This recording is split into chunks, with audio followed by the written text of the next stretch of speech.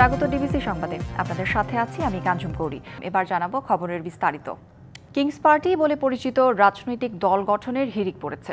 বিগত কয়েক দশক ধরে প্রতিটি জাতীয় নির্বাচনের আগেই নতুন রাজনৈতিক দল গঠনের দৌড় শুরু হয়। ছোট্ট একটি দেশে অনেক রাজনৈতিক দল থাকার পরও এত নতুন দলের প্রয়োজনীয়তা নিয়েও প্রশ্ন উঠছে। পরিসংখ্যান বলছে 2024 সালের 5ই আগস্টের পর রাজনৈতিক অঙ্গনে গড়ে প্রতি মাসে 3টিরও অধিক দলের জন্ম হয়েছে। নিবন্ধনের ক্ষেত্রে ইসিকে সতর্ক হবার পরামর্শ বিশেষজ্ঞদের। 2024 সালের গত 5 আগস্ট গণ অভ্যুত্থানে আওয়ামী লীগ সরকারের পতনের পর দেশের রাজনৈতিক অঙ্গনে নতুন করে অন্তত 20টি দলের জন্ম হয়েছে। নতুন দলগুলোর মধ্যে উল্লেখযোগ্য হচ্ছে জুলাই গণ অভ্যুত্থানের নেতৃত্বে প্রথম সারিতে থাকা শিক্ষার্থীদের দল জাতীয় নাগরিক পার্টি এনসিপি। সবচেয়ে বেশি আলোচনা থাকলেও নানামুখী সমালোচনায় আতুরঘরেই নিজেদের পথ চলাকে কিছুটা প্রশ্নবিদ্ধ করেছে দলটি। অবশ্য দলীয় ফান্ড নিয়ে সমালোচনার মুখে ক্রাউড ফান্ডিং এর মাধ্যমে দল পরিচালনার অর্থ সংগ্রহের ঘোষণা দিয়েছে এনসিপি। আমাদেরকে কারা সহযোগিতা করতেছে আর্থিকভাবে। এছাড়া যেসব দল আত্মপ্রকাশ করেছে তাদের মধ্যে আছে সমতা party, nucleus party of Bangladesh, এনপিবি, জাতীয়তাবাদী গণতান্ত্রিক পার্টি, বাংলাদেশ জনপ্রিয় পার্টি, বাংলাদেশ সংস্কারবাদী পার্টি, বাংলাদেশ জাগ্রত পার্টি, বাংলাদেশ গণতান্ত্রিক পার্টি, দেশ জনতা পার্টি, বাংলাদেশ গণতান্ত্রিক শক্তি, জনতার পার্টি, বাংলাদেশ আম জনতার পার্টি। বাংলাদেশ আম জনতা পার্টি রাজনীতি পরিচালনা করবে। রাজনীতির মাঠে একের পর এক নতুন দলের আগমনকে বহুদলীয় গণতন্ত্রের চর্চা বলে মত দেন সুপ্রিম কোর্টের এই সিনিয়র আইনজীবী। 5ই আগস্টের পর নতুন অনেক রাজনৈতিক দল আসতে পারে। বহুদলীয় গণতন্ত্রের জন্য খুব জরুরি। অন্যদিকে আওয়ামী লীগ সরকারের পতনের পর নিবন্ধন চেয়ে নির্বাচন কমিশনে আবেদন করেছিল 13টি রাজনৈতিক দল। এগুলো হচ্ছে national Awami party, Republican party, সর্বজন বিপ্লবী দল ও মৌলিক বাংলা।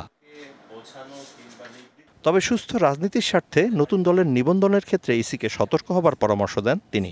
যেন তেন দলকে যেন নিবন্ধন না দেওয়া হয়, তাতে করে সেখানে টাকার এক ধরনের টাকার খেলা হবে, সেখানে অরাজকতা হবে। অসুস্থ লোকের নেতৃত্বে যদি রাজনীতি করার এরকম প্ল্যাটফর্ম তৈরি হয়, তবে সুস্থ রাজনীতির পথটা আর খোলা থাকবে না। 20 এপ্রিল নিবন্ধনের পূর্ব ঘোষিত শেষ দিন। যদিও নিবন্ধনের সময় আরও 3 মাস বাড়াতে আবেদন করেছে জাতীয় নাগরিক পার্টি এনসিপি। যদি দৃশ্যত মনে হয় যে তাদের রাজনীতিতে যথেষ্ট পরিমাণ ইফেক্ট রাখার ক্ষমতা আছে, ইম্প্যাক্ট রাখার তাদের ক্ষমতা আছে, আমি মনে করি সেক্ষেত্রে তাদেরকে নিবন্ধন দেওয়ার জন্য সময় বাড়ানো সঙ্গত। বর্তমানে নির্বাচন কমিশনে নিবন্ধিত দলের সংখ্যা 51। একাদশ জাতীয় নির্বাচনের আগে 76টি দল নিবন্ধনের জন্য আবেদন করে, আর পরে নির্বাচনে সে আবেদনের সংখ্যা দাঁড়ায় 93টিতে। Mizan Ahmed, DBC news, Dhaka. জাতীয় ঐক্যমত্য কমিশনের সাথে আজ আবারও বৈঠকে বসছে বিএনপি। কিছুক্ষণ পর জাতীয় সংসদের এলডি হলে এই বৈঠক অনুষ্ঠিত হওয়ার কথা রয়েছে। দলের স্থায়ী কমিটির সদস্য নজরুল ইসলাম খানের নেতৃত্বে 5 সদস্যের প্রতিনিধি দল এই বৈঠকে অংশ নেবেন বলে জানা গেছে। এর আগে বৃহস্পতিবার জাতীয় ঐক্যমত্য কমিশনের সাথে বৈঠক করে বিএনপি। বৈঠকে কমিশনের কাছে দেয়া আগের লিখিত প্রস্তাবগুলোতে অনড় ছিল বিএনপি। সংবিধান ও রাষ্ট্র পরিচালনার মূলনীতি পরিবর্তনে কমিশনের করা সুপারিশে জোরালো আপত্তি জানায় দলটি। গত ফেব্রুয়ারি থেকে 6টি সংস্কার কমিশনের 166টি গুরুত্বপূর্ণ প্রস্তাবনার বিষয়ে রাজনৈতিক দলগুলোর সাথে আনুষ্ঠানিকভাবে বৈঠক করছেন জাতীয় ঐক্যমত্য কমিশন। সংসদ ভবন থেকে বৈঠকের আরও খবর জানাবেন সহকর্মী সাব্বির রোজ। রোজ, গত বৃহস্পতিবারের পর আজ আবার দ্বিতীয় দফায় বৈঠক বসছে বিএনপির। আলোচনায় কোন বিষয়গুলো প্রাধান্য পাবে এবং কি তথ্য আপনার কাছে আছে জানাবেন। ধন্যবাদ আপনাকে।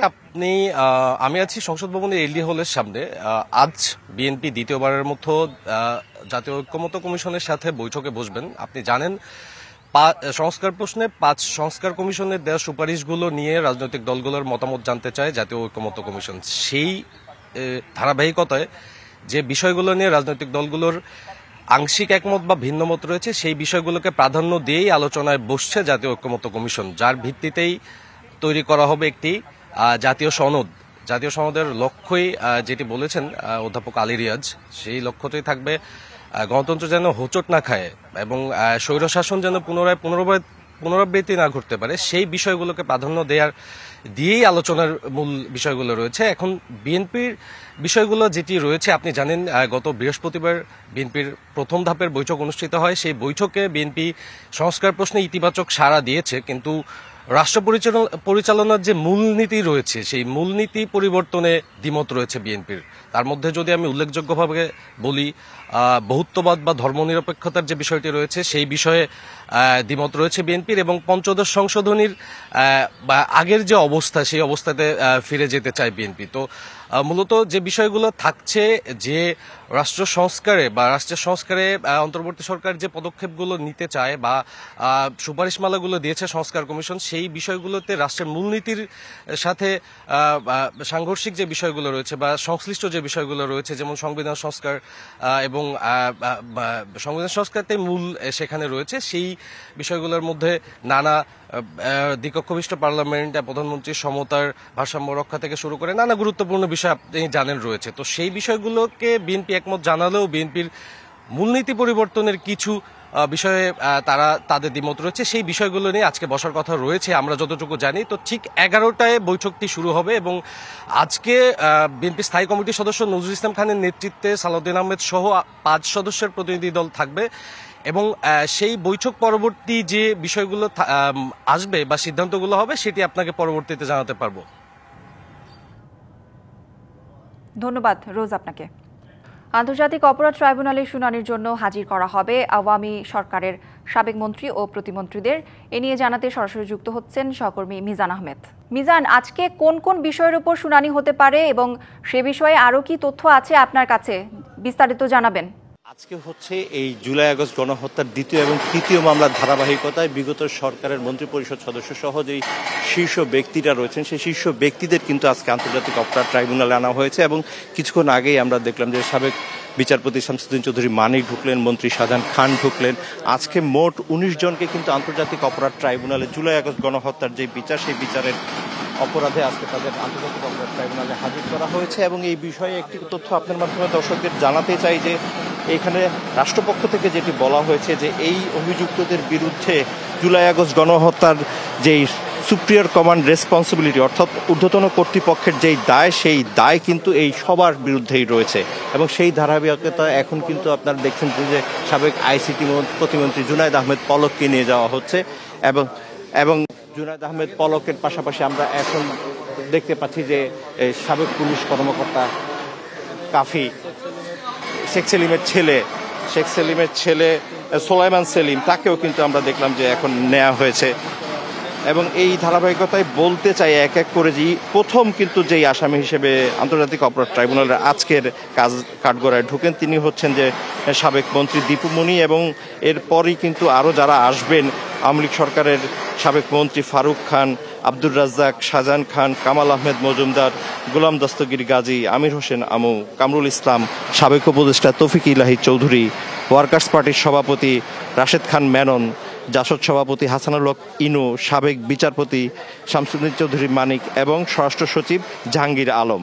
একটি তথ্য আপনার মাধ্যমে জানাতে চাই, সেটি হচ্ছে যে সাবেক এমপি সোলাইমান সেলিমকে ইতিমধ্যে ঢুকানো হয়েছে এবং সাবেক র্যাব মহাপরিচালক চৌধুরী আব্দুল্লাহ মামুনকেও কিন্তু আজকে এই আন্তর্জাতিক অপরাধ ট্রাইব্যুনালে হাজির করা হবে। এবং সেই ধারাবাহিকতায় সেই হাজির করার আনুষ্ঠানিকতাটি চলছে এবং আমরা দেখতে পাচ্ছি একে একে সবাইকেই কিন্তু ঢুকানো হচ্ছে আন্তর্জাতিক অপরাধ ট্রাইব্যুনালের এজলাসে। এবং কিছুক্ষণ আগেই কিন্তু কাশিমপুর কারাগার থেকে এই পুলিশ ভ্যানটি এখানে হাজির হয় এবং আমরা দেখেছি একটু আগেই যে গেইটের সামনে কিন্তু এই যে গ্রেফতারকৃত যারা রয়েছেন তাদের স্বজনরা অপেক্ষা করছেন এবং তাদের আইনজীবীরা অপেক্ষা করছেন।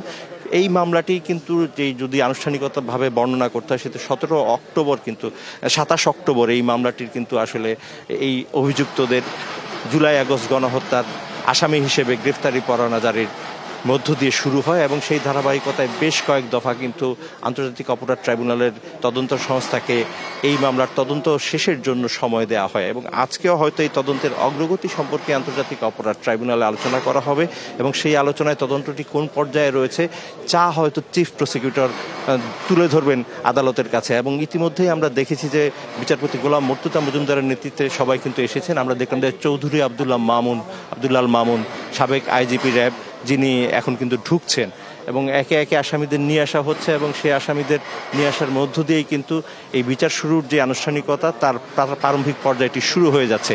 তবে মোটা তাকে যদি বলতে হয় যে এই জুলাই আগস্ট গণহত্যার যে আন্তর্জাতিক অপরাধ ট্রাইব্যুনালের যে বিচারিক কার্যক্রম, এই বিচারিক কার্যক্রমকে আরও অনেক দূর যেতে হবে, কারণ আসামিদের তদন্ত প্রতিবেদন চূড়ান্ত হওয়ার পর সেই তদন্ত প্রতিবেদন যখন আন্তর্জাতিক অপরাধ ট্রাইব্যুনালে চিফ প্রসিকিউটর জমা দেবেন, সেই জমা দেওয়ার পর সুনির্দিষ্টভাবে কোন কোন অভিযোগগুলো আনা হবে সেই অভিযোগ গঠনের শুনানির মধ্য দিয়ে বিষয়টি স্পষ্ট হবে এবং সেই অভিযোগ গঠনের পরেই কিন্তু আনুষ্ঠানিকভাবে এই বিচারিক প্রক্রিয়াটি শুরু হবে এবং তারপরে যেই অভিযোগগুলো রয়েছে সেই অভিযোগের পক্ষে রাষ্ট্রপক্ষ তাদের যুক্তি তুলে ধরবেন, পাশাপাশি আসামি পক্ষ থেকে সেই যুক্তির বিপক্ষে তাদের যে আইনি অবস্থান সেই আইনি অবস্থানগুলো তুলে ধরা হবে এবং সবগুলো বিষয়ের চুলচেরা বিশ্লেষণের পরই কিন্তু আন্তর্জাতিক অপরাধ ট্রাইব্যুনালের যে বিচারিক প্যানেল, সেই বিচারিক প্যানেল জুলাই আগস্ট গণহত্যার অভিযোগে এই যে ব্যক্তিরা রয়েছেন, এই যে ব্যক্তিরা যারা কাঠগড়ায় রয়েছেন তাদের বিষয়ে সিদ্ধান্তটি জানাবেন। তো এই ছিল বিচার প্রক্রিয়ার সার্বিক পরিস্থিতি। আপনার যদি আরও কোনো প্রশ্ন থাকে আপনি আমাকে করতে পারেন।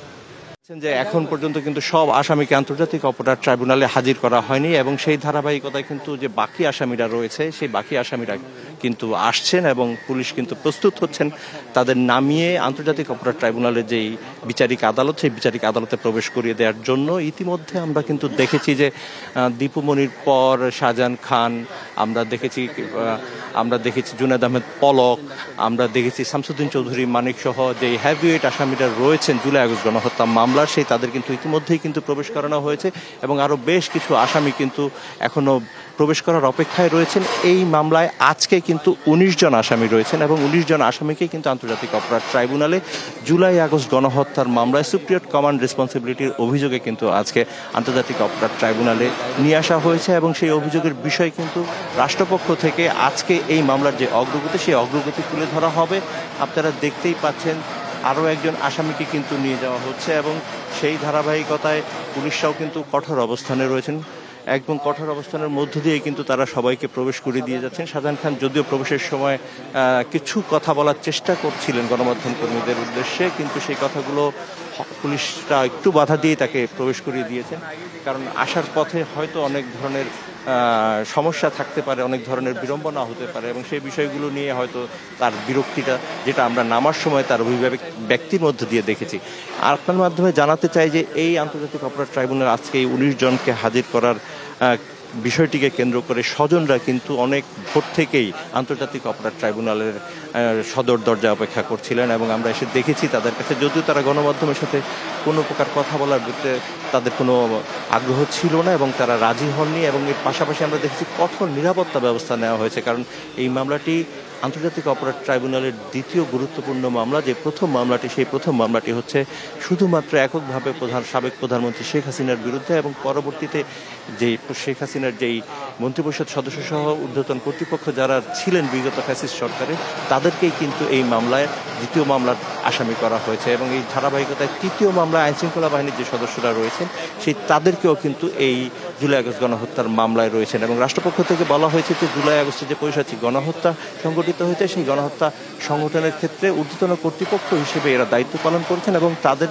নির্দেশে অধীনস্থরা সেই জুলাই আগস্ট গণহত্যাকে সংগঠিত করতে বড় ভূমিকাটি রেখেছে এবং সেই ধারাবাহিকতাই কিন্তু আমরা দেখেছি যে আবু সাইদ মুগ্ধের মতো অসংখ্য তরুণ তাদের জীবন দিয়েছেন, প্রায় 1400-র বেশি কিন্তু শহীদ হয়েছেন এবং এর পাশাপাশি আহতের সংখ্যা কিন্তু আরও অনেক বেশি এবং ইতিমধ্যেই আমরা দেখতে পাচ্ছি যে এখন পর্যন্ত আর কোনো গাড়ি কিন্তু আসার অপেক্ষায় নেই। সামনে যদি আরো কোনো তথ্য থাকে আপনার মাধ্যমে আমরা দর্শককে জানিয়ে দেব। আন্তর্জাতিক অপরাধ ট্রাইব্যুনাল থেকে জুলাই আগস্ট গণহত্যার বিচারের সবশেষ পরিস্থিতি ছিল এই। ফিরে যাচ্ছি স্টুডিওতে আপনার কাছে। ধন্যবাদ মিজান আপনাকে। 6 দফা দাবিতে আজ সারা দেশে মহাসমাবেশ করবে কারিগরি ছাত্র আন্দোলন বাংলাদেশ। সব কারিগরি শিক্ষা প্রতিষ্ঠানের সামনে সকাল 11টায় শুরু হবে এই সমাবেশ। শনিবার সকালে রাজধানীর তেজগাঁওয়ে ঢাকা পলিটেকনিক ইনস্টিটিউটের সামনে আয়োজিত মানববন্ধন থেকে এ ঘোষণা দেওয়া হয়। পালন করা হয় রাইজ ইন রেড কর্মসূচি। জুনিয়র ইনস্ট্রাক্টর পদে ক্রাফট ইনস্ট্রাক্টরদের 30% পদোন্নতি কোটা বাতিল সহ বুধবার 6 দফা দাবিতে ঢাকাসহ দেশের বিভিন্ন স্থানে পলিটেকনিক ইনস্টিটিউটের শিক্ষার্থীরা সড়ক, মহাসড়ক ও রেলপথ অবরোধ করে বিক্ষোভ করেন। হাসপাতাল চালুর দাবিতে সড়ক অবরোধ করে বিক্ষোভ করছে সুনামগঞ্জ মেডিকেল কলেজের শিক্ষার্থীরা। সেখানে আছেন সহকর্মী সাইদুর রহমান আসাদ। সরাসরি চলে যাচ্ছি তার কাছে। আসাদ, কি বলছেন বিক্ষোভকারীরা, বিস্তারিত জানাবেন।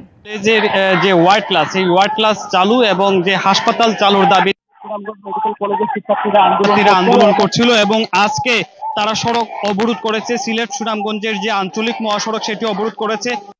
অনির্দিষ্টকালের জন্য ক্লাস বর্জন যে কর্মসূচি সেটি চালিয়ে যাচ্ছেন। তবে তাদের দাবি হচ্ছে তারা যা পঞ্চম বর্ষে পড়ছেন, কিন্তু তাদের যে ওয়ার্ড ক্লাস, সেই ওয়ার্ড ক্লাসটি তারা পাচ্ছেন না। প্র্যাকটিক্যালি যে ক্লাস ওয়ার্ড ক্লাস সেটি না তারা বলছেন যে তারা ওয়ার্ড ক্লাস না পাওয়ার কারণে তাদের যে শিক্ষা কার্যক্রম সেটি ব্যাহত হচ্ছে এবং এই ওয়ার্ড ক্লাস থেকে তাদের যে কার্যক্রম সেটি স্বয়ংসম্পূর্ণ হতো। এবং আজকে সকাল 10টা থেকে সুনামগঞ্জ সিলেট আঞ্চলিক মহাসড়ক অবরোধ করে শিক্ষার্থীরা এই বিক্ষোভ করছেন। ইতিমধ্যেই সুনামগঞ্জ সদর থানার অফিসার ইনচার্জ উপস্থিত হয়েছেন, সেনাবাহিনীর একটি টহল দল এই ঘটনাস্থলে উপস্থিত হয়েছেন। তবে শিক্ষার্থীরা বলছে তাদের যে ওয়ার্ড ক্লাস এবং যে 2 দফার দাবিতে তারা যে কর্মসূচির ডাক দিয়েছেন অনির্দিষ্টকালের জন্য, সেইটি যদি তারা পূরণ না হয় তাহলে তাদের এই কার্যক্রম তারা আসলে চালিয়ে যাবেন। এবং বেশ কয়েকদিন ধরেই শিক্ষার্থীদের এই কার্যক্রমের ফলে আসলে গত 2 দিন ধরে, এর আগেও একবার এইরকম সিলেট সুনামগঞ্জ আঞ্চলিক মহাসড়ক অবরোধ করেছিলেন শিক্ষার্থীরা। এবং এই অবরোধের ফলে আসলে যেহেতু সুনামগঞ্জ শহরের সঙ্গে সিলেটের যে বিভাগীয় শহর সিলেট এবং ঢাকার সঙ্গে যেহেতু একটি সড়ক, এই সড়কটি বন্ধ হয়ে যাবার ফলে পোহাতে হয়েছে। ইতিমধ্যেই এই মহাসড়কে আসলে কয়েক কিলোমিটার যানজটের দেখতে পাচ্ছি এবং তাদের যে দাবি পূরণ না হয় তাহলে তাদের যে এই যে কার্যক্রম, যে আন্দোলন তারা চালাচ্ছেন সেটি তারা আরো চালিয়ে যাবেন বলে বলছেন। তবে ইতিমধ্যে যে জেলা প্রশাসকের সাথে তাদের গত কয়েকদিন আলোচনা সভা হয়েছে, সেই আলোচনা সভায় লিখিত আকারে শিক্ষার্থীদের যে দাবি সেগুলো দেওয়ার জন্য অনুরোধ করেছিলেন। ইতিমধ্যেই তারা আসলে সেই লিখিত আকারে তাদের যে দাবি সেটি জেলা প্রশাসকের কাছে দেওয়া হয়েছে এবং স্বাস্থ্য বিভাগের যে সচিব তার কাছে দেওয়া হয়েছে। গৌরী, ধন্যবাদ আসাদ আপনাকে। ঢাকা চট্টগ্রাম মহাসড়কে আতঙ্কের কারণ হয়ে উঠেছে উল্টো পথে চলাচল করা 3 হুইলার। মহাসড়কে এই 3 চাকার যান নিষিদ্ধ হলেও চলছে দিনের পর দিন। এতে প্রায় ঘটছে দুর্ঘটনা। হতাহতের ঘটনা ঘটলেও সচেতনতা নেই যাত্রীদের মধ্যেও। এদিকে মহাসড়কে ইজি বাইক চলাচল বন্ধে তদারকির কথা বলছে হাইওয়ে পুলিশ। ঢাকা চট্টগ্রাম মহাসড়কের সাইনবোর্ড চিটাগাং রোড কাঁচপুর মদনপুর পর্যন্ত সড়কের সোজা ও উল্টো পথে অবাধে চলাচল করছে নিষিদ্ধ ইজি বাইক। 4 লেনের মহাসড়কের সাইড লেন ছেড়ে দিতে হচ্ছে ইজি বাইক চালকদের জন্য। মোড়ে মোড়ে দাঁড় করিয়ে চলছে যাত্রী ওঠানামা। ওই যে উইটাউন দিছে না, উইটাউন ঘুরতে ঘুরতে একদিন লাগবো। আপনার 30% মানুষ ঝুঁকি নিয়ে তো চলে। জীবনে ঝুঁকি আছে, আমরা তো মনে করি সাধারণ ভিতর থেকে এখানে স্ট্যান্ডে গাড়ি আবার ভিতরে ঢুকে দেখি আমরা। এতে মহাসড়কে সৃষ্টি হচ্ছে যানজট। উল্টো পথে চলাচলের কারণে প্রায় ঘটছে দুর্ঘটনা। হঠাৎ করে চিপার থেকে বাইরে যাওয়া, হাই রোডে আসা, এটা অতিরিক্ত সমস্যা। এটা দুর্ঘটনা 80% ওদের কারণে হয়। উল্টা পথে আসলে অনেক সময় দেখা গেছে দ্রুতগামী বাস ব্যালেন্স করতে পারে না, অ্যাক্সিডেন্টের শিকার হতে পারে। এর জন্য আসলে সবার জন্য এটা ক্ষতির কারণ। তবে মহাসড়কে নিষিদ্ধ ইজি বাইক চলাচল বন্ধে তদারকি চালানোর দাবি হাইওয়ে পুলিশের। সম্মিলিত প্রয়াস ছাড়া, সম্মিলিত চেষ্টা ছাড়া এটা নির্মূল করা শুধু একা পুলিশের পক্ষে খুব কঠিন। তারপরে আমরা আমাদের নিয়মিত কার্যক্রম পরিচালনা করে যাচ্ছি এবং তাদের বিরুদ্ধে যত নিয়মে আইনগতভাবে ব্যবস্থা নিচ্ছি। পুলিশের একার পক্ষে পুরো সড়ক নিয়ন্ত্রণ সম্ভব নয়। যাত্রীদেরও বাড়াতে হবে সচেতনতা, বলছেন সংশ্লিষ্টরা। DBC news desk. President Donald ট্রাম্পকে যুক্তরাষ্ট্রের গণতান্ত্রিক আদর্শের জন্য হুমকি আখ্যা দিয়ে তার সাম্প্রতিক কর্মকাণ্ডের বিরুদ্ধে দেশজুড়ে ফের বিক্ষোভ করেছেন হাজার হাজার মানুষ। স্থানীয় সময় শনিবার রাজধানী Washington DC, new York, Chicago সহ দেশটির প্রধান শহরগুলোতে হয় এসব বিক্ষোভ। এ সময় যুক্তরাষ্ট্র থেকে অভিবাসী বিতরণ, সরকারি চাকরি থেকে ছাঁটাই এবং গাজা ও ইউক্রেন নীতির বিরুদ্ধে স্লোগান দেন বিক্ষোভকারীরা। 50 অঙ্গরাজ্য 50টি বিক্ষোভ একটি আন্দোলন শিরোনামে দেশজুড়ে বিক্ষোভ কর্মসূচির আয়োজক 50-51 নামে একটি সংগঠন। যুক্তরাষ্ট্র জুড়ে 400টিরও বেশি বিক্ষোভ আয়োজন করে সংগঠনটি। বিক্ষোভকারীরা শ্রমিকদের অবশ্যই ক্ষমতায় থাকা উচিত, রাজতন্ত্র নয়, ইসরায়েলকে অস্ত্র দেয়া বন্ধ করুন সহ নানা স্লোগান সম্বলিত প্ল্যাকার্ড হাতে প্রতিবাদ জানান। অনেকে ফিলিস্তিনিদের পতাকা উড়িয়ে গাজাবাসীর প্রতি সংহতি জানিয়ে ফ্রি প্যালেস্টাইন স্লোগানও দেন। কারো কারো হাতে ছিল ইউক্রেনের পতাকাও। গত জানুয়ারিতে ক্ষমতা গ্রহণের পর এটি ট্রাম্পের বিরুদ্ধে দ্বিতীয় বিক্ষোভ কর্মসূচি। ইস্টার সানডে উপলক্ষে রুশ প্রেসিডেন্ট ভ্লাদিমির পুতিন ইউক্রেনে যুদ্ধ বন্ধের ঘোষণা দিলেও তা লঙ্ঘন করে হামলা চালিয়েছে মস্কো, এমন অভিযোগ করেছেন ইউক্রেনের প্রেসিডেন্ট ভলোদিমির জেলেনস্কি। তিনি বলেন, রাশিয়ার কুরস্ক এবং বেলগোরোদ অঞ্চলে এখনও লড়াই চলছে। সেসব এলাকায় রাশিয়া ড্রোন হামলা চালিয়ে যাচ্ছে। যদিও অন্য কিছু অঞ্চলে বন্ধ রয়েছে লড়াই।